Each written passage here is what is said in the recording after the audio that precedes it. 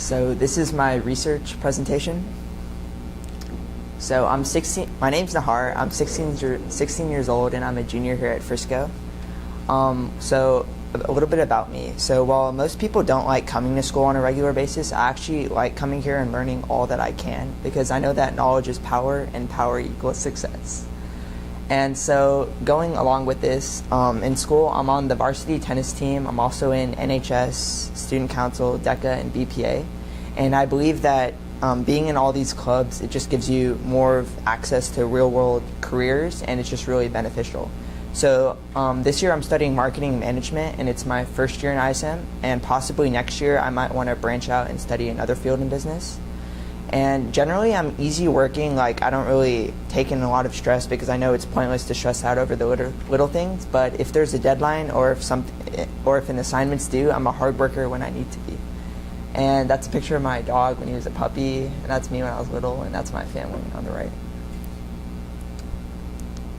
And the quote that I found really inspirational this year, and I think it really applies to me, it's embrace the pain to inherit the gain. So this is basically saying that without hard work and even failure and mistakes, success is impossible. So you might as well embrace all the downs in your life to really inherit and expand on all the ups in your life.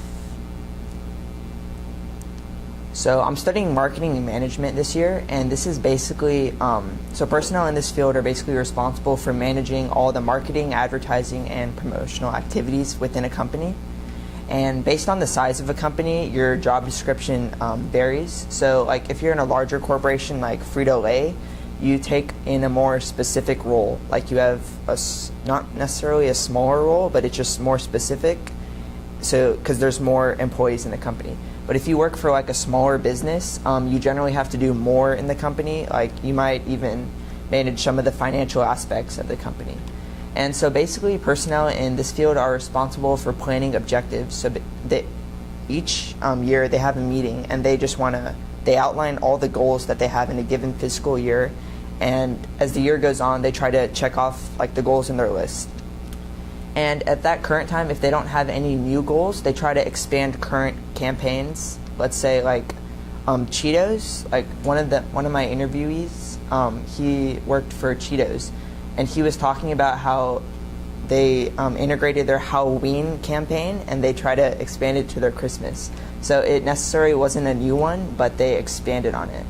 And another large part of marketing management is they have to analyze trends. And before my mentor visit, I always thought like analyzing trends, like all they did was like look at a graph and like make some sort of hypothesis. But when I went on my mentor visit, he was actually showing me all the data they used, and it was actually really cool because they just had like a folder full of documents of just data that they had, and it was really cool to see how they worked with that.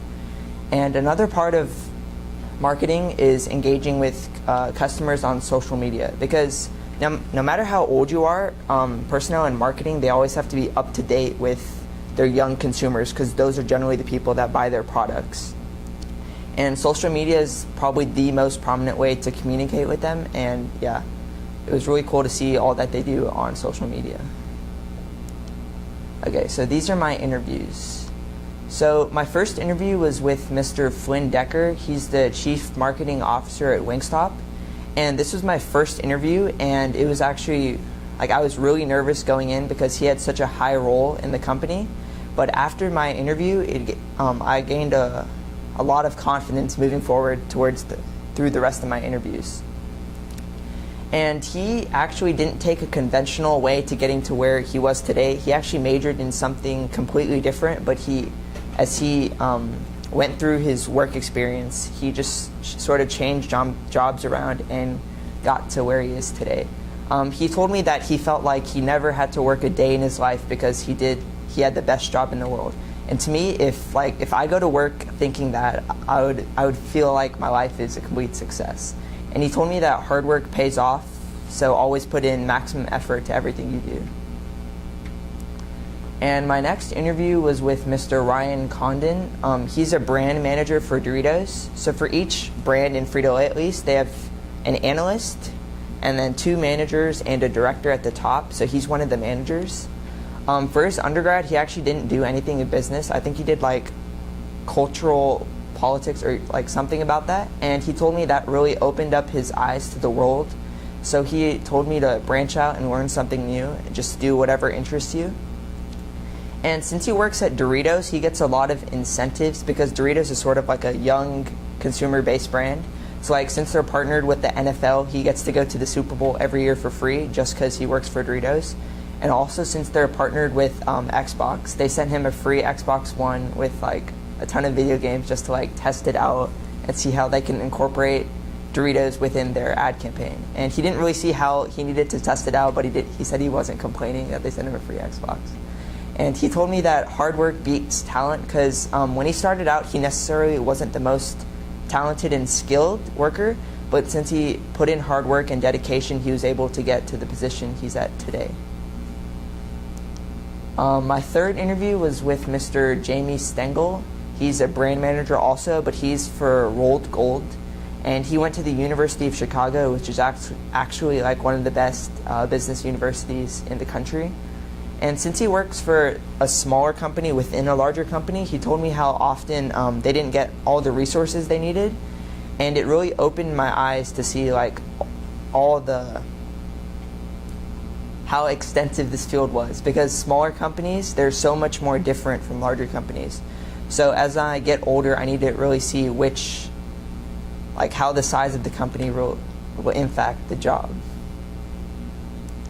Okay, and my fourth interview was with Miss Sarah Kate Sims. She's a customer manager for PepsiCo, and she works in B&B. That's basically business to business relations, and B to C is business to consumer. So she works for PepsiCo, and she supplies Pizza Hut with their products. And so it was a little different from my other interviews, and it was really cool to see how her job differed from the others that I've experienced. And she actually didn't get her master's degree, but she told me how work experience can sometimes compensate for education. And I personally feel this way too, because work experience gives you like real world experience, and even if you go to like the best university, it's still education and not firsthand. So yeah. And my last interview was with Mr. Joe Reski. He's the marketing director of innovation at Frito-Lay, and he's actually my mentor this year. And he went to the University of Texas at Austin, which is a school that I'm like highly considering. And he just has a lot of experience in this field, so I feel like he can help me a lot this year. Okay, this is my research. So my first research assessment was about the steps to getting an MBA. An MBA is a Master's of Business Administration. And if you want to advance through the ranks quickly in marketing or just in business in general, this is very important to get. So just the author was talking about how going to a reputable undergrad school is really beneficial to getting into a good MBA program. And so once you're in college, you need to maintain a high GPA, join extracurriculars, like there's a ton of business clubs and stuff. He said that you need to show these MBA schools that you're committed to business and this is really what you want to do with the rest of your life. And as all my interviewees were saying, internships are really critical because mentorships are good too, but they're not really, like it's more of you shadowing than you working. And internships, even though like they were talking about how they like, if they pay, it's like below minimum wage, but you shouldn't look at the pay. It's about learning all that you can so you can be successful later on in life. And another thing that colleges look for is GMAT scores. So this is basically like the SAT and ACTs of high school. It's basically like the business test of that. And so for my next research assessment, I was just researching colleges, just undergrad. And to get into a good undergrad college for business, you need to show them that you have an interest in business. Like ISM's a great way to show them that, and like joining clubs like BPA and DECA, they're all business related, so it shows them that you really want to pursue business for the rest of your life. And in addition, you have to have high GPA and high test scores to show them you're a well-rounded student. And so I researched 3 schools in particular because these are the schools that interest you the most. The Kellogg School, and these are all like top 12 schools in business in the country. And the Kellogg School of Management, that's in Northwestern University. and just after graduation, they have a 90% employment rate, and I thought that was pretty impressive. And then the Macomb School of Business is at UT Austin, and it's just an overall, I took a visit there, I think, last summer, and it was just a great location, and like all the buildings were really nice. All the people were really friendly, and yeah, I just think it's a great overall atmosphere to go to. And then the last school I researched was the Booth School of Business at the University of Chicago. They have an even better employment rate of 97%. I think it's after the first 3 months of graduation. And they're actually located, I didn't take a visit, but I sort of visited the outside when I went to Chicago.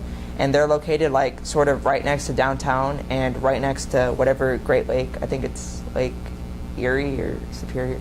And it's really nice because they have a beach location, and they're all the kids just go there during breaks and weekends and just relax. So that was really cool. And then so this year I decided to study marketing management, but I'm not hopefully after this year I'll be sure, but as of now I'm not 100% sure I want to go into this field, but I know I wanted to go into a field that surrounds this. So I just researched some jobs that surround this field. My first one was finance. I was actually debating whether to do finance or marketing this year, but as I did some interviews, the interviewees were telling me that finance is more analytical and it's more numbers. There's less creativity involved, and to me I felt like that was a little more bland and boring than marketing, so I picked marketing. But finance is something that I want to possibly do next year or just to explore. And the next option is investment banking. So this basically involves putting in money, taking out money, and it's a really large commitment, and the hours are pretty crazy, but the reward is actually a lot. Their bonuses often double their salary. And yeah, so if I feel when I go to college and if I feel as if I'm ready for this, it might be a career that I look to pursue. And then sales. So sales is marketing. Marketing, they get their ideas out, and then it's the sales sales professional's responsibility to get that idea out to the consumers. So they're directly they directly have to communicate with warehouses or supply chains and just get the product across. So marketing is just responsible for getting the idea out, and then sales is responsible for getting it to the consumers. So that's more direct, and I might look into that as I go forward. And then I sort of combined my last two research assessments together. They were just talking about lessons that every person should know as they just go through life, not just in the field of business. So the first thing is that mistakes are okay, because mistakes are the building blocks of success, and nobody's perfect, so you might as well embrace the mistakes and learn from them so you can be successful later on. And then, as all my interviewees were saying, an internship or a mentorship, those are the most critical things you can do as you advance yourself in your life, because they just give you real world experience, and nothing can substitute for that. And another thing I think Mr. Condon, he was talking about, is how important networking is. So this is basically getting connections. So if one job doesn't work out for you, if you have access to an expansive network, you can quickly find another job and get back right up on your feet. And then the most important lesson I feel that I've learned so far this year is that you never know too much. You can never have too much knowledge. So you should always be trying to strive to learn more, and yeah, because knowledge is power, and power equals success. And that's my research assessment.